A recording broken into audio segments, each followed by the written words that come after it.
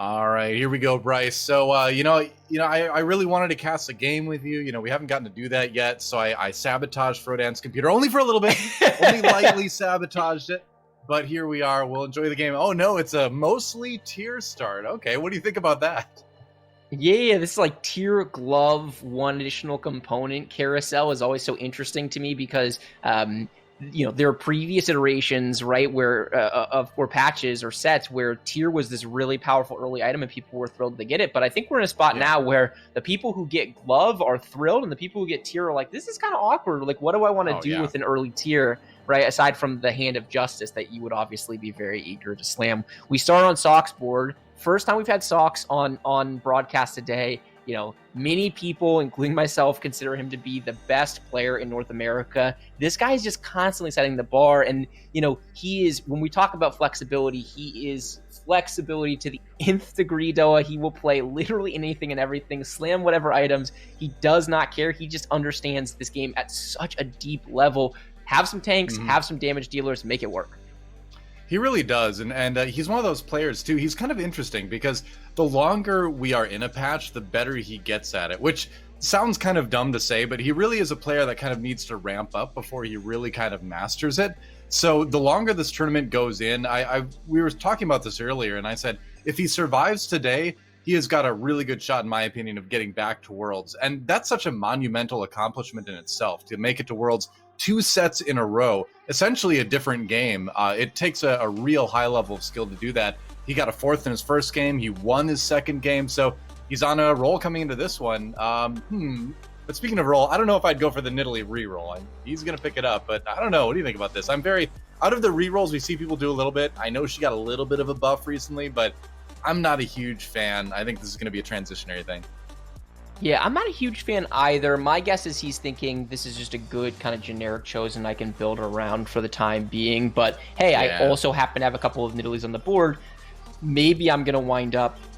he makes 10 there. Such a powerful opportunity to make 10. You get so much value out of it. And that actually might change the analysis here, Doa, because he was probably leaning away from reroll, happens to be open to it if he gets a bunch more Nidalees. But when you make 10 there, you sell so many units on your board. It becomes tough, although he instantly slams the Infinity Edge. Definitely not an item we're expecting to see. So I would say he's probably leaning away from the reroll, and he definitively caps out the decision for us by leveling here.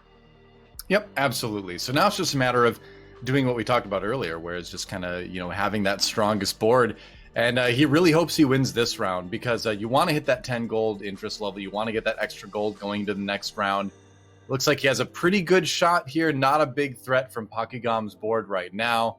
That should be easily dealt with. And hey, everything worked out pretty perfectly for him, didn't it? He's going to get the interest gold. He gets the win. Good start for the win streak. Yeah, great start for him. He slams a generically very powerful items. It can go on Talon, it can go on Tryndamere, it can go on Olaf, it can even go on, a mage-based carry if he gets a jeweled gauntlet to go along with it. And he makes 10 on the final PvE round and then again on 2-1. So he's in a great position where he's got a powerful item on board. He's got a really, really strong economic start. And, no one is scarier playing from ahead than mismatched Socks. Yeah, seriously. So, going forward with this, now it's just a matter of a lot of scouting. I love being in this situation, right? Because you kind of know your board is strong. You don't need to make a lot of changes. He actually gets a Siverin instead of the Tristana, so that's going to objectively power up his board just that little bit more. But it gives you the luxury of doing a lot of scouting if you're confident in your board and you don't have to think about that side of things as much.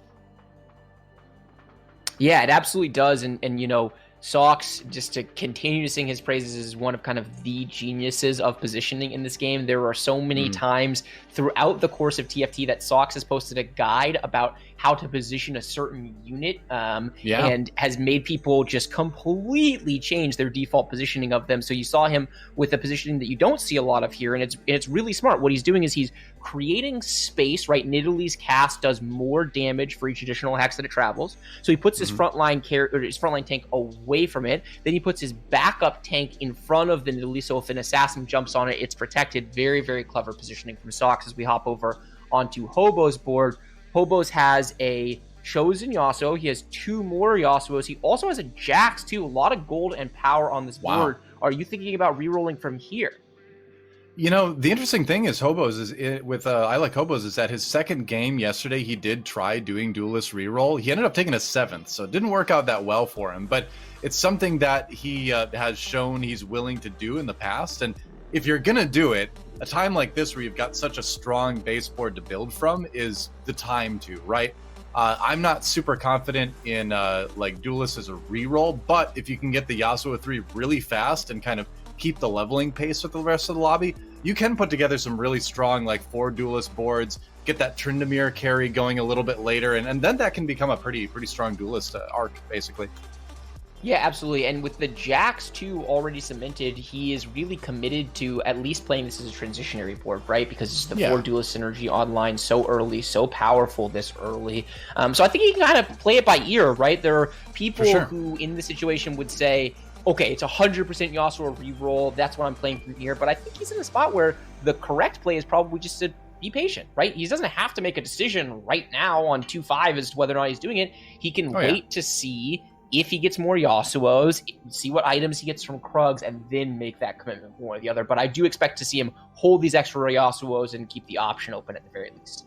Dude, there's so many tiers in this game. There was like another 2 on that carousel, so the lobby is just awash in tiers right now. That said, if anyone can grab gloves, like Hobos was able to do, you can do things like build Hand of Justice, which is the best way to use a tier right now. That said, we did see players like the Jirachi yesterday use some extra tiers and Chain Vest to do things like Frozen Hearts, which is not an item you see really much at all, but they were able to put that on a pike yesterday and really kind of make good use of it. So there's other small certain contexts out there where a lot of tiers can work for you. So I'm curious to see, how players are going to adapt and use that, if we're going to see anyone else build some of those less often seen tier items this game. That looks like Hobos having no trouble at all keeping the win streak going. Yeah, I think you're going to. Yeah. I agree. Yeah, because at this point in time, right, with this many tiers in play, it's not like everyone's going to be able to. What is everyone going to have like 3 Hands of Justice, right? So you're definitely going to see some of the other. Yeah, it absolutely is. Ooh, an early Callisto as well, so just so much duelist power for Hobos early. No extra Yasuos, so definitely not in a position where he feels like he needs to commit. He is scouting around. It looks like, was that Aegon's board, Doa, that had a chosen Yasuo, and I saw at least 1 Yasuo on the bench? Was it... he might be getting contested here. That might have actually been 6 Yasuos from that person. Aegon has really been leaning towards reroll, so it would not shock me at all if he got an early Yasuo chosen, plus a couple more, and said, you know what, I'll just bounce from my mages into my Yasuos. Yeah, I mean, just talking about Aegon real quick, before we check out this fight, he did play some sort of reroll comp for every game yesterday, so it definitely is his style of preference for this tournament at least, so we'll have to wait and see. I agree, I think this is going to be a transitionary thing, especially because he's not hitting anymore. Looks like he's going to have a little bit of trouble with this Galio, as you often do at this stage of the game. Oh, it's Callista, Mortal Kombat! And he reigns supreme. Not interesting, easy, right? Yeah, the early 6 cultist synergy, so powerful. Kerm was probably so confident going into this fight, thinking, I just got to win. But you know what? Callista, one of the only units that can deal with it, because with the 4 duelist synergy, it is just ramping up and up and up, and it eventually goes pop, and down goes the Galio too. So unfortunate fight RNG in the way in which it played out. If the Galio jumps onto the Callista, for example, then he's for sure going to win. But on the flip side of that, it is not a bad spot for Kerm to be in the very early 6 cultists. So powerful in the mid game. Well, now we know what Aegon would prefer to do. This is a build we've been seeing a lot of this weekend. It looks like it's the beginning stages of the Tristana Spirit reroll build. And a lot of times you end up with a Diana 3, actually, with this. And if you look, he's only 2 away from getting just that. He's a lot farther along on the Diana side than the Tristana side. Ultimately, you want the Tristana with all the items to be doing a lot of damage, but having a Diana 3 on your board never really hurts. And Aegon and some other players yesterday, too, have found some success with this build. Yeah, this is a new build that's becoming popularized, right? Sun Astronaut is the one that many people credit for kind of creating this build, and it's an interesting one. You don't really play a lot of frontline units, right? Like you just play this Diana 3, you slam as many lockets as you possibly can, so you kind of create some artificial tankiness on your board, and then you just let the 4 spirit buff along with a Tristana 3 just wail away. This is really interesting. We're seeing Aegon do what's called hyper rolling, when instead of just getting above 50 gold and rolling his excess interest, he rolls considerably more than that, right? Dripping down all the way to 30 on stage 3-1. I like this play, right? He was only one Diana away from Diana 3. He unfortunately wasn't able to get it, but the odds, right, are higher of getting the 1-cost units to this stage, 55% as opposed to 45% on the next level. So I do like him spending a little bit of additional gold to try to spike hard there. He goes up against Kermex's board, and what's supposed to happen with 6 gold this early happens, where he just runs over his opponent's board. Easy win for Kerm. No shock there, but I like the nuance of what Aegon did with that re-roll, right? Where that roll down, right? Where you want the Diana 3, so it's worth rolling a little bit of gold for, but Diana 3 isn't going to be your carry in this build, so you don't want to roll all of your gold down. If he had been like one away from a Tristana 3, we might have seen him go a little bit deeper, but I think that's a really kind of interesting thing to point out, is that when you're playing this kind of comp, you really do have to be choosy about how much you roll for what, right? And it's all about like, what is your total strength gain going to be for your roll, your return on investment, basically, in terms of gold. And Aegon, I think, doing a pretty good job of managing that. But that said, I would start to maybe be a little bit worried, since he hasn't hit any of those 3 stars yet. I'm curious to see where this is going to go, because this is getting into a little bit of danger territory for me. Yeah, definitely danger territory. Only 5 Tristanas, right? And like you said, that's the main carry of the composition. You see him going up against Kivix and just getting rolled. And this is the reality. He's frontlining a Kindred. I mean, he has literally no tanks on the board. He has no Locket yet, which is a really big deal for this composition, as I mentioned earlier. So, overall, a tough spot for him. He's kind of hitting all the units that are the nice to haves, right? He's got a Kindred 2 and a Teemo 2 already, but he doesn't have any of the must haves. Still sitting on the Diana 2, still sitting on the Tristana 2, and as we've said, very, very far away from finding this Tristana 3. I do wonder if he were to hit this Diana and no more Chosens, if he might pivot, as we've seen him do, onto a Sivir, where he just kind of plays 4-Spirit Sivir with Diana 3 instead of Tristana, because you can't stay here and roll forever, since he's already 2-starred so much of his board. The value of these rolls is just going down and down and down because there's so many fewer hits. Right. Well, I like the addition of the Braum here. It doesn't really mess with the synergies too much, and that Braum is going to be pretty tanky. Even just a 1-star Braum can absorb a lot of damage like we're seeing. And, when it comes down to it, TFT boards generally work one of 2 ways. Either you do damage so fast that you don't need a front line, or you have a front line that lasts long enough for the rest of your board to do the damage it needs to do. And where he didn't really have either at the time, putting in the Braum was a good idea to at least give him the time to try to do some damage. Wow, I agree with everything you said, and it just feels so bad, Doa, that he wants armor not, generally speaking, one of the contested items, right? He really wants to get this Locket online, so he has some tankiness to the composition, and Pocky just snatches that armor out from under him. So just taking a bad spot and making it a little bit worse, where he goes into this carousel probably so confident that he's going to be able to get the Locket and power up a little bit, and this is not meant to be. So, from the good version of reroll in the last game, Doa, where he had a brand 3 on 3-1 and was able to kind of snowball that advantage and be so powerful, into the very bad version of it, where he's sitting here on 3-5, quite far away from his 3-star Tristana, and just kind of chasing it. Right. I mean, and that happens every once in a while. I mean, with a build like this, you do sort of take the L's every once in a while, or you just can't find it. You have a high percentage chance of finding what you're looking for, which is why it's worth playing, but sometimes it just doesn't come through, and as he rolls for more Tristanas, he hasn't given up quite yet. He's just not finding him. Does get the last Whisper on the Tristana now, but I feel like we're right on the edge of seeing this get pivoted into something else. But for now, Aegon seems committed to trying it for at least a little while longer. And yeah, I think he's in this one. Yeah, it does look like he's going to win this fight. He is kind of past the point of no return, though, right? You've rolled so much gold to get these 3 stars. You're still stuck at level 5. So if you were to just kind of full pivot and say, I'm going to play some other kind of more standard path from here, you're just so far behind the economic curve that it's just tough. What's part of the downside of these situations is you just wind up hoping that you hit, and if you don't hit, it's an 8th, right, and go next. There's not a lot else you can do from this situation, whereas in some of the more standard positions, like the one that Kermex is in, right, he has mini pivots available to him, right? He's obviously looking at KO from here. He's got the RFC slammed as well as a Chalice, but he could theoretically pivot into Slayers, for example. If he got another bow, he could have an RFC and a Runaan's Hurricane. the caster version of a curse that I didn't even know existed, by the way, Doa. We hop off of Aegon's board. Immediately, he hits the Diana 3 finally. Yeah, I mean, that's going to help him stabilize a lot, at least. It's going to give him some much-needed tankiness in the back line. Kurum X, though, he doesn't have a whole lot of worries right now. Has the 6 cultists going, has a pretty good set of items, like you said, to pick up the Kale a little bit later. He's got that one, and he can swap it in when he's done with the 6 cultists. For now, though, going to just try to keep the wins going. He did lose his last round, so doesn't have a streak going or anything like that. And unfortunately, the Yuumi 2 with the blue buff on the other side, you want to talk about good blue buff users. Yes. Yuumi's probably the best right now, and that's going to be the doom for Kurum there. Yeah, Yuumi, such a powerful user of that blue buff, just flying around the fight, providing healing and attack speed. Kurum making an interesting call here, right? He's at 74 HP. He does not think that this 6 cultist board is going to stabilize him, so he opts to sell the Chosen. I agree with this. I like the spot.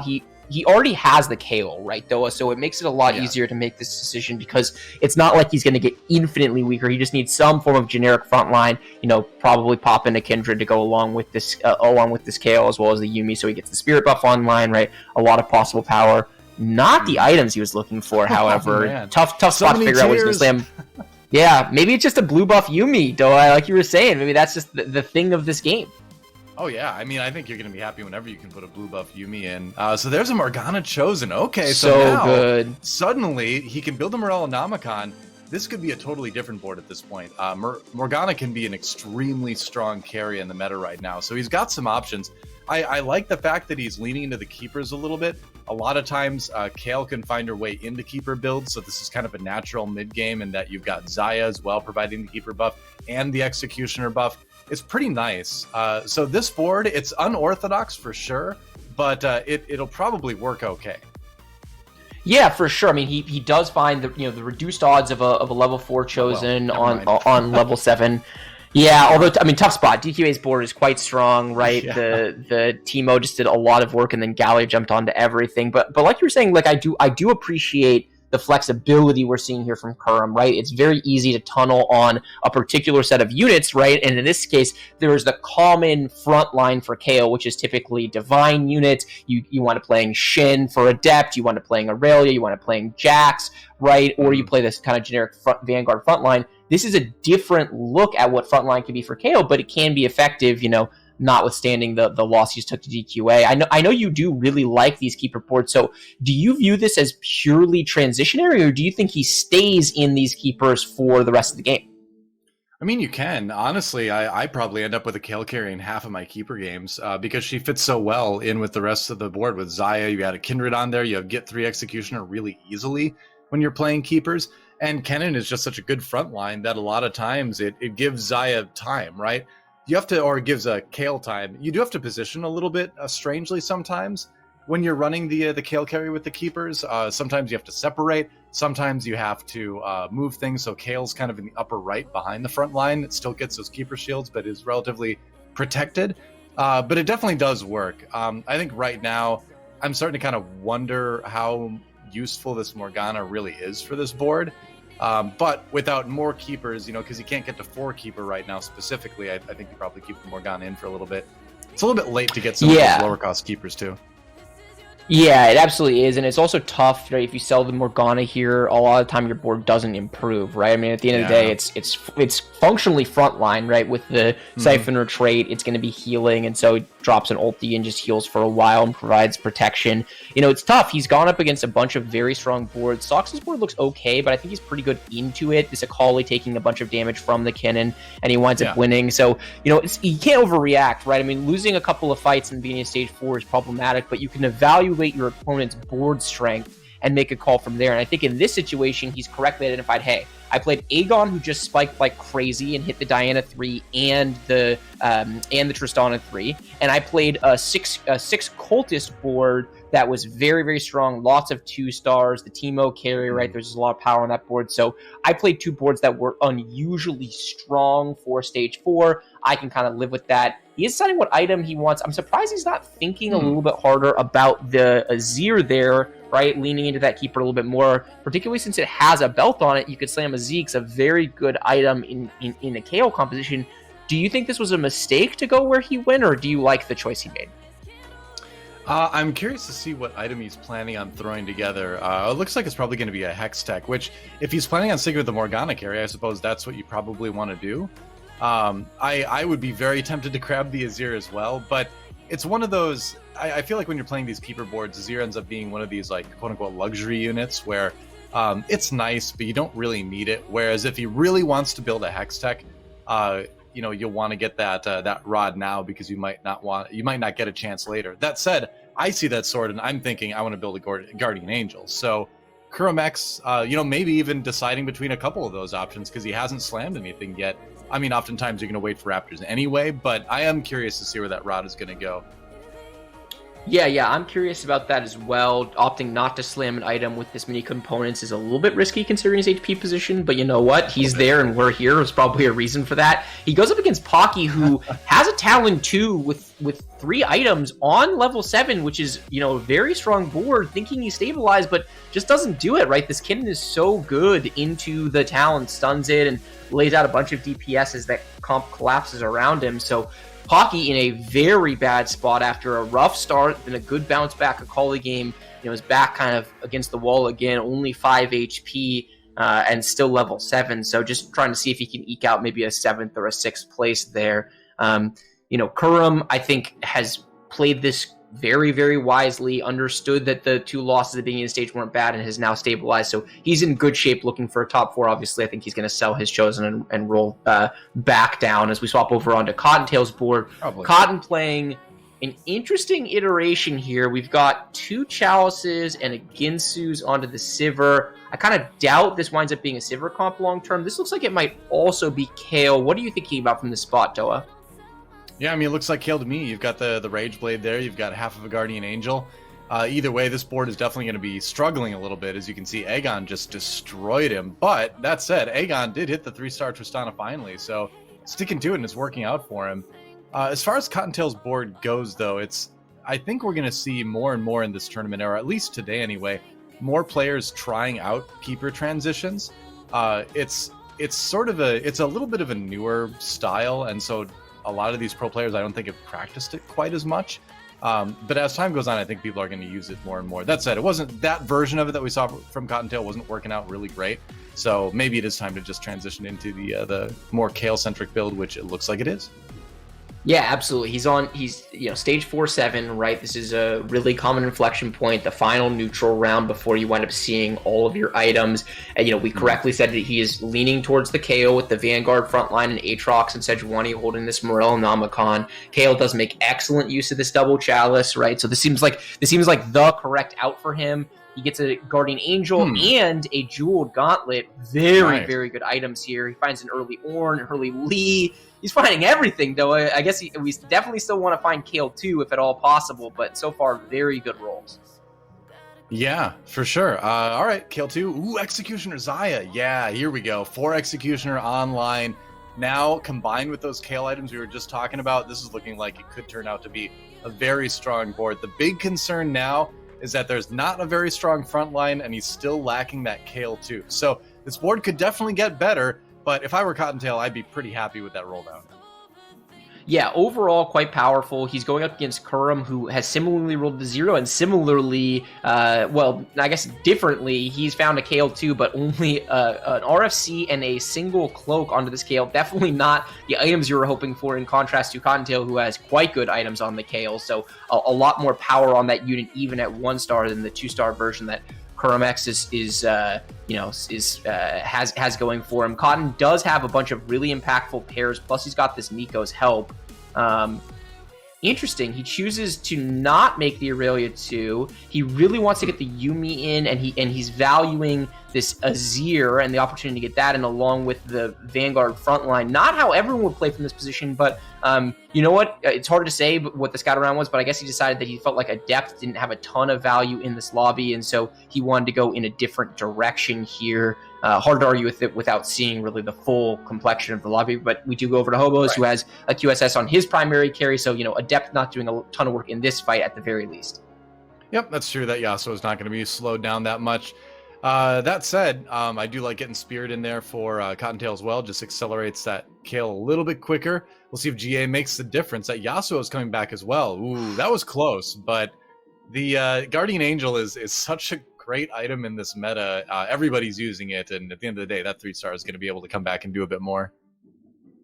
Yeah. Guardian Angel, such a powerful item, right? In other circumstances, if the carry that was onto the Kale kind of walks away from that Kale, then the Kale can kind of go back and start wailing away again and ultimately win that fight. Hopefully he's able to find one more Kale and use that Nico, because it's a big spike for him to get his carry 2-star. We pop over to DQA's board. He's doing a full scout around in the lobby. DQA into the Slayer tree for the first time today. He played it a couple of times yesterday. He's got that very, very powerful Tryndamere chosen carry. It is glass cannon though, Doa, so he needs it to kind of duck and weave in this fight. Otherwise, he's going to die like that. Yep, that's exactly what happens when you don't have a QSS or a GA on your Tryndamere. Oftentimes in this meta, it will get CC'd and killed. So that I'd be a little bit worried. It is a Warlord chosen Tryndamere, so it's not necessarily the specific Tryndamere chosen you're looking for. So I wonder with if DQA is considering selling this, because if you look at the lobby HP right now, there's no guarantee that he's going to be able to top 4 with this board. In fact, I think it's more likely that he won't with those items on that Tryndamere. So where there's a couple GAs available, you may want to try for something a little bit different. These carousels have been wild today, by the way. Look at that. Dragon Soul spats, Mage spats, 2 GAs. What is this? Yeah, they have been. I think the tough spot for DQA, as we look over his board, you see no interest, no gold on the side, right? So we know he has less than 10 gold. Is in a perfect world, he'd love to grab a GA and get a carry, either carry Olaf or a new version of Tryndamere, right? But with no gold, it's just really hard to envision being able to hit anything this good. So, I don't think he's looking at his spot and saying, I'm super likely to top 4 from here either. I think he's really worried about this glass cannon Tryndamere, but it might just be the best thing that he can do under the circumstances, right? And so, trying to scout around, figure out a way to keep this Tryndamere alive via positioning, if at all possible. He does get the Dragon Soul trait online, which has some value, but it's pretty low value if we're being honest, right? He's got a Olaf 1 with no items. He's got a Braum that is not an excellent user of the trait, and he's got a Zillion similarly. So definitely not the best spot for DQA. Yeah, it certainly doesn't help if the Braum gets punted off. Oh, Aatrox saves the Braum from the Lee Sin. That's the anti-synergy that you run into a lot. The Lee Sin, Aatrox anti-synergy. Either way, it's still going to be another loss coming through. So DQA certainly in a rough spot. Pokigam out in 8th. So our player that didn't take a single bot 4 yesterday, having a rough go of it this game around anyway. See if he can. Now we have to see if DQA can stay in. Yeah, for sure. He actually died way back on 4-7. No, he died, or 4-6. He died right before Raptor. So really, really tough game for him. Didn't even get to see his full items. DQA just trying to figure out how to not follow him in 7th place. He does get a somewhat high roll. He gets a very powerful Ornn item, Eternal Winter, which is slowing down and then ultimately stunning the enemy team so strong. But he's going up against a Yasuo 3 and a Callista 3 with this glass cannon Tryndamere. This Tryndamere needs to find a way to stay alive forever to keep putting out damage, because it's really the only source of damage in the composition. The Yasuo gets onto it, it spins away. It's still alive, Doa. Hanging in. Yeah.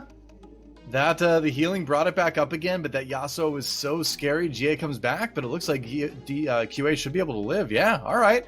So he did beat the Ghost board. That's good. It's extra dangerous with that Tryndamere because, you don't even have the 6 Slayer healing. You only have the 3 Slayer healing. So it is tricky, but he's alive for now, and Cottontail on the verge of elimination, 1 HP lower.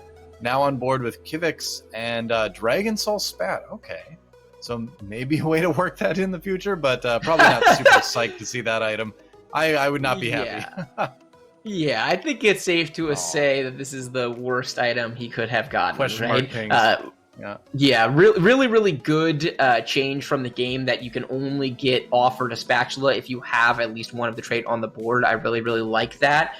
So you're not getting, a randomly Elderwood spat here, for example, but this is the really feels bad, outlier use case where he has 1 Dragon Soul on the board, Swain. He obviously does not care about the Dragon Soul trait at all. Swain is in there because of the Siphoner trait. And he just gets offered the Dragon Soul Spat. So, basically he gets offered a Rod here, but it's even worse because he can't complete the Death Cap. So not an ideal situation for Kivix as he's rolling down. He still has Morgana 1. He does have a Swain 2, so that's where a lot of his power currently lies. Maybe he finds out a way to get another Dragon Soul trade in because he does have 4 or 5 Enlightened, so he could theoretically drop Aurelia, for example, if he wanted to tech in the Dragon Soul trade. I'm not sure it would actually be better, though. We do see him going up against DQA's board, so this is a high chance of a knockout here. Yep, it's looking a little bit grim. We'll see if see what Kivix can do. He's looking pretty good at the moment, though. That Talon able to do some work, and looks like that should be an easy win. So, yep. All right, DQA out in 7th. Cottontail manages to survive to top 6 anyway. But I would agree. Maybe you want to take one Enlightened out, but then you would probably drop down to less than 3 Adept. We talked a little bit about this earlier, though, that Adept might not be the most useful trade in this particular lobby, but it is one of his 2 stars as well, so that makes it feel kind of bad. Wow, Yone looks so tiny compared to the Swain. Yeah, we're playing on lo-fi, right? It was also interesting. I don't know if you saw, he was typing to his chat there that I probably should practice these comps more, right? We talked a lot about flexibility today. Yeah, we talked a lot about flexibility, and the tough thing is if you're flexible but you don't play the comp all that often, you might make some mistakes and not know exactly what the conditions are for the composition. He goes up against Aegon, who has those very powerful multiple 3 stars on his board. Aegon, once again, by the way, is stabilizing a reroll board from a dire situation. He's win streaking in very good position in top 4. It's like the old set 2, early set 3 Aegon came back for this tournament, where it's like, I'm just gonna go super low HP and then come back and win the game. I love it. Yeah, you love to see it. A very, very interesting opportunity here. He's thinking about whether or not it's Zillion over Janna, since he doesn't need the 5th Enlightened isn't doing anything. He also has a Lee Sin in his shop. So he could put in Lee Sin with blue buff, which is quite good. Lee Sin, we've talked a lot about blue buff today. Not the greatest item, but Lee Sin, one of the best holders of that item, right? It's just a legendary unit, so it's hard to get online. Right. Like the decision to just toss everything on Morgana. Why not? You want her doing more damage, of course. It does feel bad when you're like, those 2 rods should be a death cap, not a Dragon Soul Spat. We'll see what he can do. That Swain was nearly knocked off the map, but it came back in. But is it going to be enough, though? I don't know. That's a pretty strong board from Sox. It's looking kind of grim for Kivix here. Yeah, I think he's going to be out. Cottontail out in 6th. Looks like Kivix finds himself out in 5th. And we do have our top 4, Sox, Kurum X, Aegon, and I Like Hobos, managing to survive to the top 50% of this particular lobby. Back on board with Sox now, and he's got, arguably one of the strongest comps in the meta at the moment. You've got the Olaf online, the 3 Dragon Soul buff going, and the 4 Vanguard variation of this is pretty common. We saw a lot of people succeeding with it yesterday. Yeah, absolutely. Very powerful version of the composition and a very Sox-looking board, Doa, right? He has not greeted best in slot items. He has not said, we were talking about the glass cannon version of Tryndamere that DQA was running, but Sox is just look at that face. The Eternal Winter, we talked about it a little bit earlier. I think Sox face is kind of telling you all you need to do. It was a little bit of a high roll earlier because it was trying to stabilize the board, but Sox playing for first place, this is the exact item that he was looking for, Doa. So much power in the late game on this Eternal Winter. Yeah, for sure. And putting that on that Sejuani, he's going to get a ton of use for that.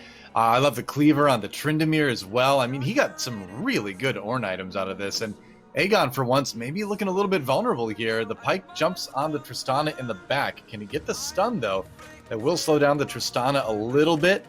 Tristana back in action, but it looks like, Sox has a strong enough board to knock Aegon out. So still, Aegon out in, it looks like, a 3rd, but great performance for him. The reroll still working like it was in day 1. Now it comes down to Sox versus Kurum X for a final 2 in this lobby. And the win streak for Sox, I don't know. I feel like he might win 2 in a row here. He won the last game as well. Yeah, definitely possible. I guess all we had to do was duck away from Kurum's board in order for him to hit his KO2 and stabilize and do his thing, because he has stabilized hard, bringing it all the way into 2nd place from a spot that looked okay, really making it work. Meanwhile, Sox kind of sweating his positioning. Last round might have been an Olaf item difference. He rolled the Runin's Hurricane and Giant Slayer on his Thieves Gloves. This round, not so much. These are definitely not the items you're hoping for on your Thieves Gloves, Olaf. Kurum wailing away with this Kale, doing a bunch of damage. Also, Kurum with 40 gold, which is a really interesting spot. He has a lot of potential power left to find. He seems to be winning this fight, though. This Morgana is just putting in an unbelievable amount of work. And with the bad Thieves Gloves items for Sox, it was just really a one carry show from Tryndamere and not able to get it done there. Yeah, I mean, it's interesting how the Morgana boards can go from, not that big of a threat to like suddenly lobby winning.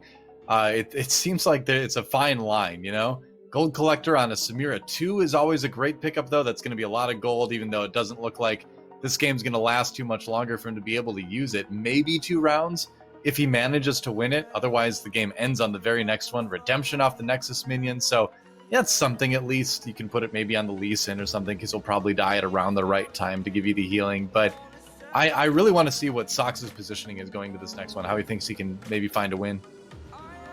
Yeah, for sure. The Thieves Gloves roll is going to be a very big one. If he can find a Lee Sin too, I think he will make it. Bad. Otherwise, I expect to see him sell the Lee Sin and be able to, cheese this Zephyr, try to get a high impact target. He's opting for the Sharpshooter, which is what I expected. He also finds the upgrade, which is really big. Just so much more power on the Sivir with the Sharpshooter trait in play. Opting to put a couple of items there. He's going to wind up using this Zephyr, right? So we'll see him scout and figure out what positioning he wants to put the Zephyr in. Very, very good Olaf items heading into this fight, which could be the final fight of the game, Noah. Well, that's what I was looking at, is those Olaf items are pretty spectacular. All right, does he get the Morgana? Oh, no, he doesn't quite get it. He gets the Shen. That said, that does give him a little bit quicker backline access, so maybe he's got enough. The Olaf in the back swinging away, and this is looking okay for Sox, actually. Yeah, the Morgana gets one more shot before she goes down, and it looks like Sox is still in this one. Now, is this enough damage to finish? I don't think so. Oh, it is! It is enough damage, and Sox able to get his second win in a row in the tournament. That is pretty impressive, and hey, like